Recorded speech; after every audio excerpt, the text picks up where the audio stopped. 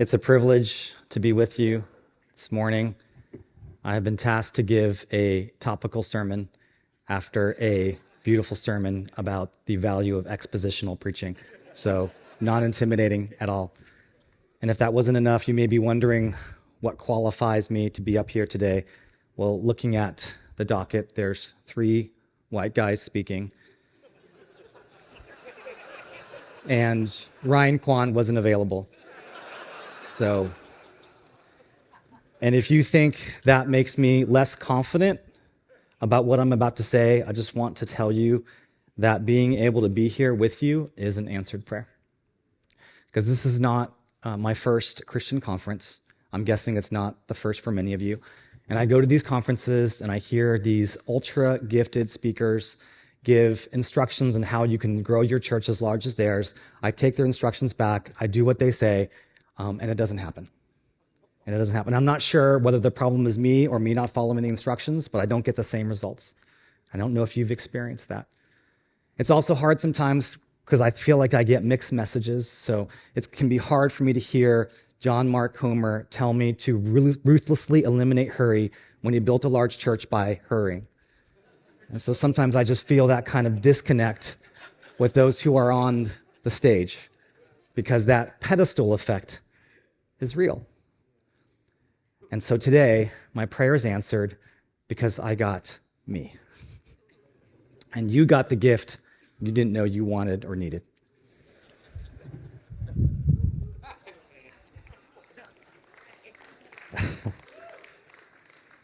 So today, what I'm going to discuss is the future of discipleship. And in the book, The Great De-Churching, by Jim Davis and Michael Graham, they highlight the mass exodus of people leaving the church. 40 million people over the past 25 years, and that trend is accelerating.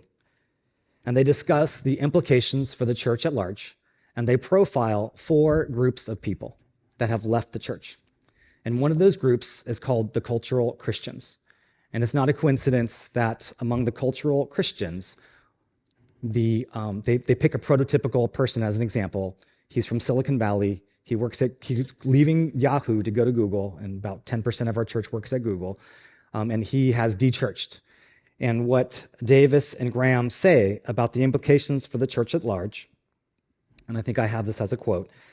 On page 52, it says, before they de-churched, cultural Christians needed authentic friendship and sincere community. They also needed to be ministered to and discipled earlier and with greater substance, especially in their teens and early 20s. And so what I want you to note in that quote is that there's 2 desires. One for discipleship, this need for discipleship, and another, this need for friendship.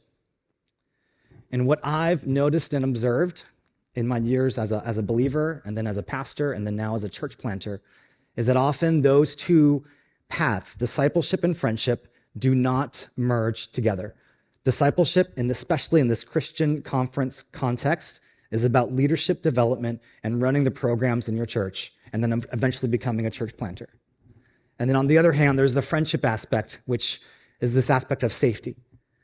And what I believe the Bible indicates, and is the future of discipleship, and what the Bible teaches, is that they're meant to be merged together. That it's always been God's intention. It's always been the intention of Jesus for the intentionality of discipleship and the safety of friendship to come together. And so what we're going to do is explore that in a passage. We're going to look at John chapter 15. Okay, John chapter 15. And John 14 through 17, I'm going to give the context for this passage. I can't not do that after Adam's sermon. I'm going to give you the context for this passage is the upper room and farewell discourse. So it's Jesus's last words to his disciples before he is arrested and then crucified. And if you've preached the Gospel of John, you know that the Gospel it's quite repetitive. It's not difficult to figure out the themes. You have light and life and water and all these different images that speak to trusting Jesus, having faith in Jesus. And so in this section, the major repetition is around God's relationship, God the Father's relationship with the Son, and how that relationship is replicated to his disciples. Because everything in the Christian life is a matter of transference. It's what God the Father does for the Son, what the Son does for his disciples, and what we do for one another. And so in this famous section that I'm about to read, the preface is Jesus standing in the vineyard and talking about what it means to abide in the vine. He's pointing to grapes and he's saying, this is what it means to abide in the vine, to have this intimate connection with me, Jesus, just as I, Jesus, had this intimate connection with the Father. That's the context. And so let me read from John 15. I'm going to read 12 to 17. This is my commandment, that you love one another as I have loved you. Greater love has no one than this, that someone lay down his life for his friends. You are my friends if you do what I command you. No longer do I call you servants, for the servant does not know what his master is doing, but I have called you friends. For all that I have heard from my Father, I have made known to you. You did not choose me, but I chose you and appointed you that you should go and bear fruit, and that your fruit should abide, so that whatever you ask the Father in my name, he may give it to you. These things I command you, so that you will love one another. So the immediate impression you're going to get from reading this passage is it is about love. It is love from the Father to the Son, from the Son to his disciples, and from the disciples to one another. And you'll also notice that the term friendship is used in this passage. And so what I'm going to do is talk about friendship. But before I present my outline about friendship, I just want to say a couple things to kind of counter some arguments you might have. And the first one is this, that you may be thinking right now, I don't want a spiritual BFF. Okay, that may be your objection. And some of you may be thinking that this concept of friendship is this worldly idea of two people having to sit face to face across from each other and having to spill out your guts. You may have a vision of friendship that involves standing side by side watching MMA. That might be your vision of friendship. But what I would propose to you is let's let the scripture help us define the meaning of friendship. Let's let Jesus define what friendship means and not what the world says. So that's the first one. Second, you may object that friend in this passage is a figure of speech, like salt and light. It's some kind of abstract image. And yet what you'll notice is that Jesus does define what friend is. It's repeated, and it's also used in contrast with another relationship, the master-servant relationship. And so I propose that those clues indicate to us Jesus is not just talking as a figure of speech. He is talking about the true meaning of what it means to be a friend.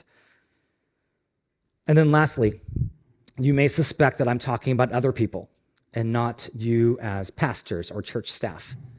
And I would just say, I am probably particularly talking to you as men, most of you as men, because I think men are pretty bad at friendship.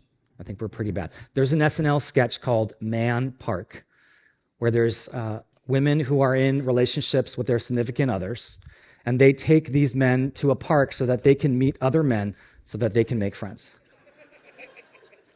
And so at Man Park, there's this one scene where a guy goes up to another and he says, Marvel? And the other guy looks at him, Marvel. And he says, Marvel? And they just escalate because they find something in common, but all they can share is one word about their hobby or interests. It's so great that pastors are the exception to this. And the thought that I had when Adam was talking about his summer sabbatical and hearing preaching and having pastors pour out their thoughts and feelings, which again I understand. I wonder if part of that is because they don't have friends. They don't have friends. They don't have anyone to talk to about their innermost thoughts and feelings, so it just comes out in preaching. It just comes out in their preaching. And so I wonder if we're able to address discipleship as friendship, then it actually improves preaching as well, because you don't have to pour out your heart in your preaching. You can pour out what the text says. You can pour out God's heart. And so in light of that, let's talk about what friendship then means. Discipleship is friendship. Friendship consists of mutual self-disclosure and trusting Jesus. Okay, and I have 4 points for that. Those 4 points are this. Number 1, it occurs in the context of dependence. The context of dependence. Second, that it is mutual. It is mutual. Third, that it does have the content of thoughts and feelings. And then lastly, that it is progressive over time and relationship. So let's go through each one. As I have already mentioned, everything that's happening in the upper room discourse is about dependence and transference. So what that means is, as the Father loves the Son, so the Son loves his disciples, and so the disciples love one another. It's passed down. Now, we talk about being proactive with the culture, but really everything in the Christian life is responsive. We respond to how Jesus loved us. Even Jesus himself is responsive to how the Father loved him. And so everything we do as disciples is in the context of depending on Jesus, depending on the triune God. That is our mission, and that is the context and meaning of this upper room discourse that Jesus is explaining about. And so it starts and ends with trusting Jesus. That's what John 14 talks about. That's all throughout John 15. This idea of dependence and believing and trusting him occurs twice in John 13. And this is where this idea of friendship in our world as self-gratification is completely opposed to this biblical understanding, because friendship, biblically speaking, and in Jesus, is sacrificial. It is self-sacrificing. So in that sense, it's completely different from what our world teaches. Then I also want you to notice in verse 16 and 17, it says that I chose you. You did not choose me, but I chose you and appointed you that you should go and bear fruit and that your fruit should abide. And so I want to take a moment and explain the importance of there's an intentionality to discipleship. And so some of you may object and say, wait, I thought discipleship is just meant to be, fluffy, where you just exchange your thoughts and feelings, right? But friendship, discipleship in the scripture has an intentionality to it. You do get to pick, and the purpose of that is larger than each of you. And in this case, Jesus chooses his disciples. And so it is important in all of our ministries and in your investment and in making disciples to have a spiritual formation pathway. Okay, spiritual formation pathway. Because friendship is intentional. I mean, you have goals for your marriage. Marriage is friendship. You have goals for your marriage. You go out on date nights. You take your wife out on retreats. You do various things. You have goals for your marriage. And I mean, Tim Keller said marriage is friendship, so it must be true. And so you have goals for your marriage. You're also going to have goals for your disciples. There are 3 questions that I ask when it comes to a spiritual formation pathway. Okay, the first question is this: where are they now? Where are they now? Where is this person now? And in answering this question, you think about someone's spiritual maturity. The second question you want to answer is, where does God want them to be? Where does God want them to be? And Jesus had a vision for where he wanted his disciples to go. He had a vision for them to go and bear fruit. And we think about the same things. We just installed elders at Quicksilver. One of them is here today. He's also my friend. And that I wrestled with that question, is where did I want Austin to be? And I came up with a word for each of the guys, each of the elder candidates that I was investing in, to pray over them as a vision for where I was hoping God would take them. And it just helps to have one word. It just helps to have one word, because it just gives you focus in thinking about the people, the men and women that you are investing in. The third question is, what are the next steps? You may have a vision for making disciples, and then you just need to think very practically, how do I think in terms of what is the next step for that person? And a lot of it is through association. It's just spending time together. And that is where the structure of discipleship is important. And I'm not a structure person. I can't give that sermon, but there are plenty of books and resources to help you figure out how you can structure your discipleship time. Okay, so that was my first point. The context is dependence. Now the second, is that it is mutual. Mutual. And this idea of mutuality in friendship is contrasted with the master-servant relationship. And so let me first answer one objection. One possible objection is that when Jesus is talking about friendship here, that Jesus is meaning that you can be friends with him and you can be friends with God, but you don't necessarily have to be friends with each other. But if you read the text here, if you read what it says, going back to John 15, it says that you love one another as I have loved you. Greater love, verse 13, has no one than this, that someone lay down his life for his friends. Friend laying down his life for his friends, right? So it's about a pure relationship. He also says, no longer do I call you servants, for the servant does not know what his master is doing. And we have a lot of conversation today about power dynamics. The Bible has always been cognizant of power dynamics. The master-servant relationship, the master is higher than the servant. And the way that power dynamic is manifest is that the master doesn't have to tell the servant everything that's going on. But Jesus is saying here, no, I want my friends to know everything that's happening. I disclose everything to my friends. And so let me say a couple things about what that might look like practically, because some of you may be very gifted in speaking, and it's easy for you to, for lack of a better word, look down on someone else. To look down on someone else, okay? Because you see yourself as higher and as more knowledgeable. You are in tech terms, the spiritual subject matter expert, okay? But then others of you may have a different approach, where what you appreciate being able to do is submitting yourself. So you, instead of looking down on someone, you might want to look up at someone else because you're good at listening. But in the book of Exodus, Moses speaks to God face to face as a man speaks with his friend. And so what's that mean? You are on the same level. You have the same status. And that may be challenging, I think, for us as pastors who view ourselves as greater or higher, but Jesus is clearly speaking about friendship and the mutuality of friendship. It's meant to go back and forth, and you are at the same level.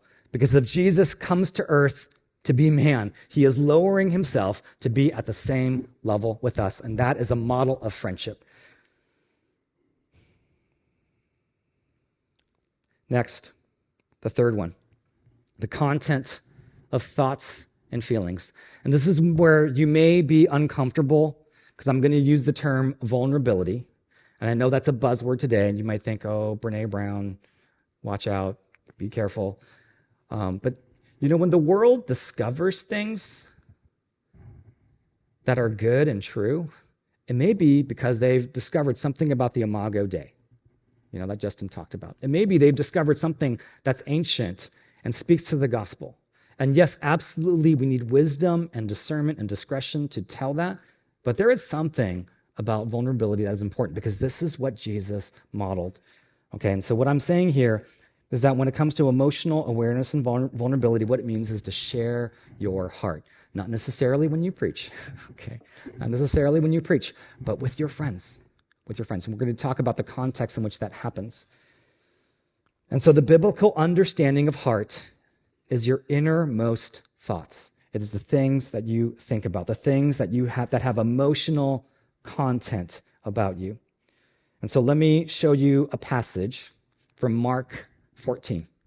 Okay, Mark 14, verse 33, where Jesus is in the Garden of Gethsemane, and he is with Peter, James, and John. And he took with him Peter, James, and John, and began to be greatly distressed and troubled.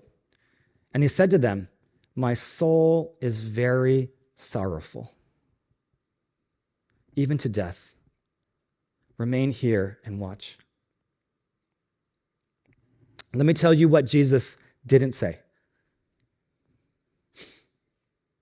Guys, you don't understand the weight that I bear. You don't understand the stress you have put me through. You don't understand what it takes to prepare a sermon every week. You don't understand the weight of a building campaign. You don't understand the weight I have to carry in terms of all the problems. You don't understand the hits that I take. Jesus could have gone on and on and on about his disciples had no idea what he was going through. No idea. And yet he chooses in that very moment to share his heart, to talk about his emotional state at that time. That's what a feeling is. That's what an emotion is. And he also shares his thoughts about him, because even as he goes to the cross, even within the garden, he says, not your will. He says, let this cup pass from me. So he expresses a desire. Let this cup pass from me, but not my will, but yours be done. He makes a choice. Okay, so the content of our heart is the thoughts, the feelings, the choices, the desires, and the choices. That's the content of our heart, and that is what we share with our friends and what we listen for. And all of this, so again, I know this word vulnerability is a little bit tainted for us. All of this is in the context of dependence, meaning vulnerability happens in the context of doing what is right and true. Jesus is going to the cross. He is obedient to the Father. And in the context of obedience, he shares what is going on inside of him. He talks about what's going on inside of him, the thoughts, the feelings, the desires, and the choices. One of the best parts of our elder training process over the past 2 years is just sitting with Austin, John, and Grant, these elder candidates, and just sharing aspects of our family background and how they have been obstacles to us trusting Jesus. And we share about our thoughts and our feelings in that process. And so we've created kind of a culture, what I think is a culture of safety in the way that we discuss. And it's risky. It's extremely risky. And what I've noticed is, even as I started planting the church, there were 2 of my friends who I invited to join me. And they turned me down, and they explained why. They said, you know what? You shared some stuff about your struggles that just leaves me concerned. It left them concerned about my ability as a pastor to lead them. And I knew in sharing with them, I was taking that risk. But here's the thing. Mutual self-disclosure, it's always risky. It's always risky. And you're going to take a hit no matter what. As pastors, you will take the hit regardless. You will take a hit for not sharing. You will take a hit for sharing. And so you can choose to follow Jesus' example of mutual disclosure or not, but you will suffer, because we don't suffer physically today. We don't experience physical, not in this country, physical persecution, but you will experience emotional persecution. You can expect that. And we have the privilege of experiencing that as followers of Jesus and opening ourselves to others. Last point. This is about progressive over time and relationship. Progressive over time and relationship. So, like I mentioned from the beginning, you don't have to air your dirty garbage when you're preaching. That's not the purpose here. Jesus shared with his disciples, and he didn't even share with all of them that he was sorrowful. It was only his inner circle, Peter, James, and John, the men that he had spent the most time with. I'm from Silicon Valley. Everything in our culture is about disruption and innovation and exponential growth and accelerating change. Everything has to happen fast. But this type of thing, this type of mutual self-disclosure happens slowly over time and spending time together. And so what I would expect for that to happen is you need to develop a certain kind of relationship for you to be able to share. This is what happens as you walk together over time. And that's where the intentionality of friendship is important. That desire to trust and follow Jesus is what binds you together and allows you to be able to share about your doubts, about your fears, about times of shame and disappointment and hurt. And so what I want to close with is coming back to this idea of dependence on the triune God. I want to come back to this idea of dependence. Because Jesus not only had a vision for redemption of his disciples, he also had a vision for their betrayal and abandonment. And he told Peter that he would deny him 3 times.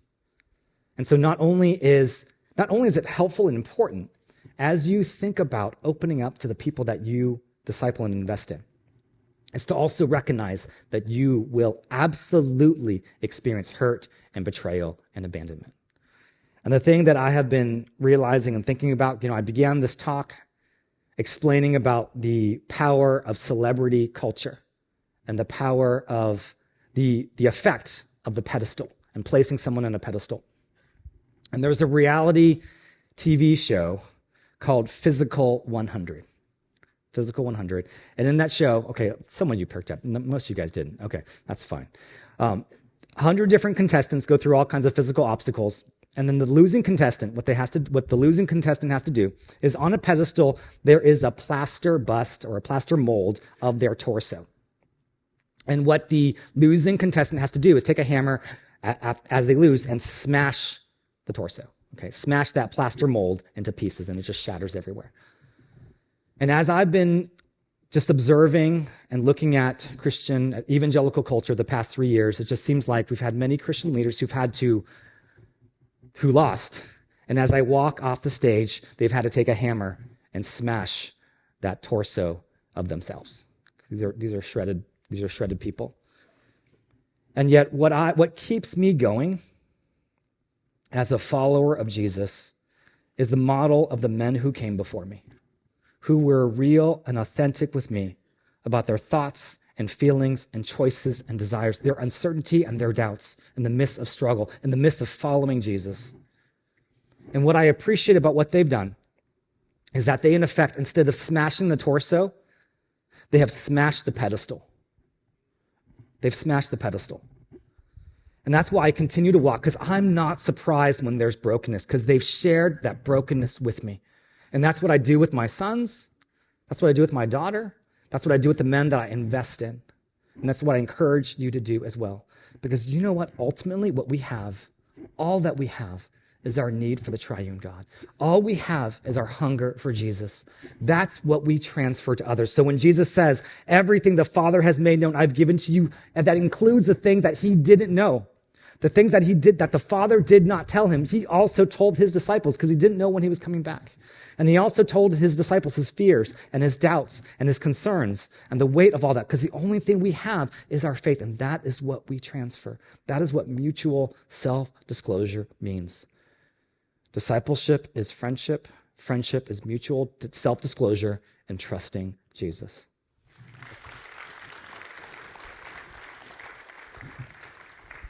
That was really great. Thanks for that. I've never heard you preach, and you brought it. It wasn't exegetical, and we will forgive you for that, but it seemed basically biblical. So I want to start with a question. You talk a lot about the mutuality and the friendship in discipleship, and there's two questions here that go together from two different people, but I'm going to ask one, and then the second is kind of a follow-up to it. So you said, it says, how do you build mutual friendship while being aware of the responsibility we have to lead and be accountable for those in our care?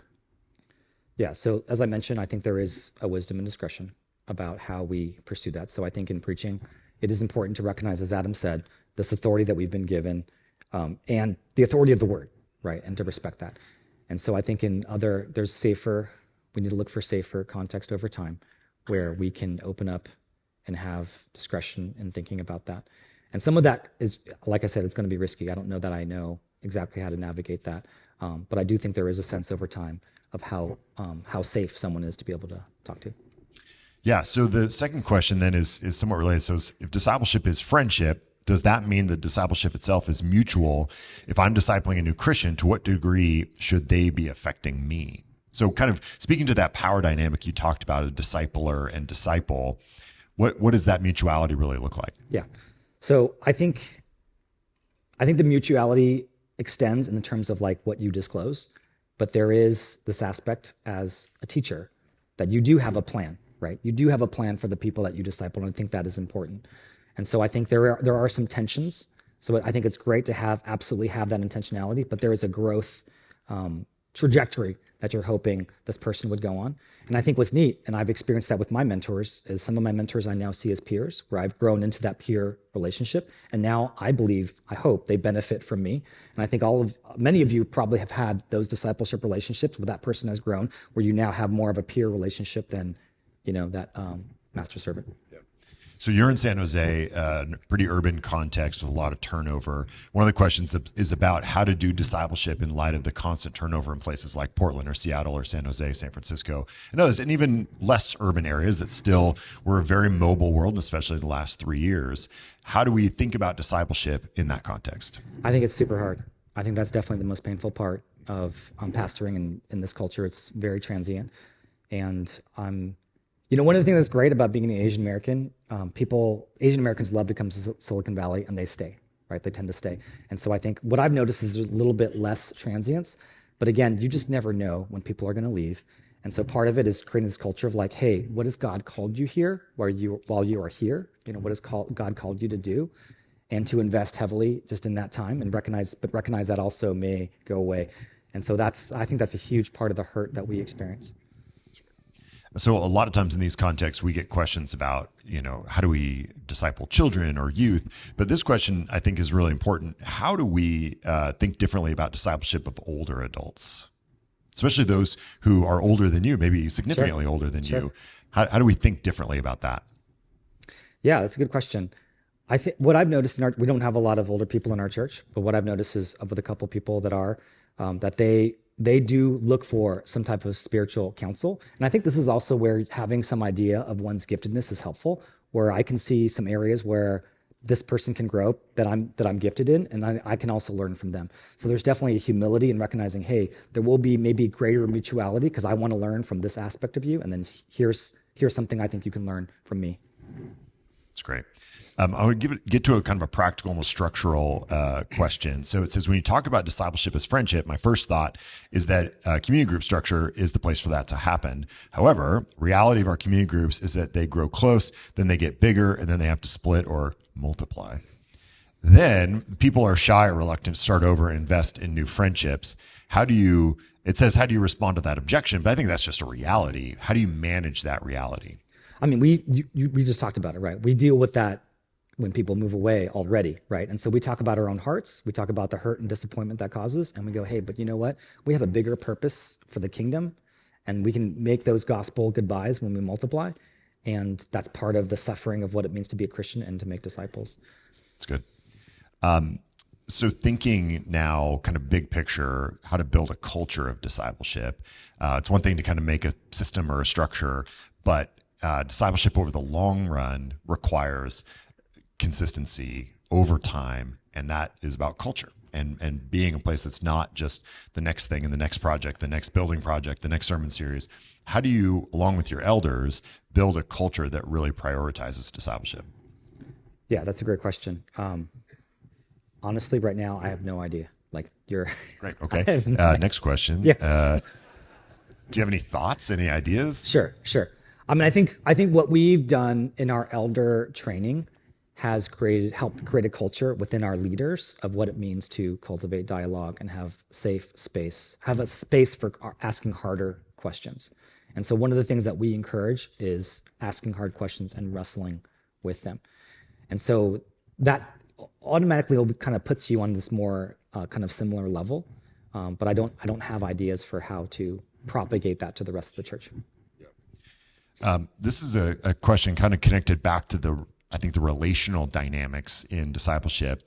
But where does authority belong in the context of discipleship and friendship as a pastor? And what are some of the dangers and benefits of navigating that dynamic? Yeah. I appreciate what Adam said. There is an authority in being a prophet and exercising that gift and preaching the word. And yet, Jesus does present us with this model of what friendship looks like. So there's definitely going to be a tension. And so I think, when it comes to preaching, that authority is definitely being wielded because you're wielding the authority of the word. And yet within the context of friendship, I think it just looks a little different and riskier. I think it's riskier. I think we need to be prepared that it's going to involve some loss on our part. This is going to be a tougher question. I'm just warning you ahead of time. It's certainly something people are struggling with. It says, I cannot be friends with the hundreds of members of my church, sharing emotionally and vulnerably, and others that have felt betrayed, that can't maintain the kinds of relationships they're hoping for after a season of intentional discipleship. How do you manage the demand that a pastor be everyone's friend with the reality that we are finite and cannot maintain deep friendships with everyone in our church? Right, right. I mean, Jesus' model, I think, is so instructive, where he invested in a few. And even among his 12 disciples, he didn't even share at that pivotal moment before he's going to the cross, he didn't even share that he was deeply sorrowful. He only shared that with Peter, James, and John. And even that vision of betrayal that he had, it was only to Peter. Right? He didn't tell everyone else. Okay, he talks about Judas. Okay, but he didn't tell everyone else that vision. And so I think that's instructive for us if the Son of God, the Son of Man, is restricting his maximum involvement in friendship to a very small group of people. And so I think that's important. I don't think we're meant to be everyone's friend. We're absolutely not meant to be everyone's friend. You have a small group of people. But I do think it's important it's within your context, within your church community, because they see you the most. I think it's great that we gather, and smoke cigars and drink whiskey. I think that's fine. But I think there is a role for friendship within the local body, It doesn't have to be everyone. Yeah, one question is, do I need to be friends with all of my elders?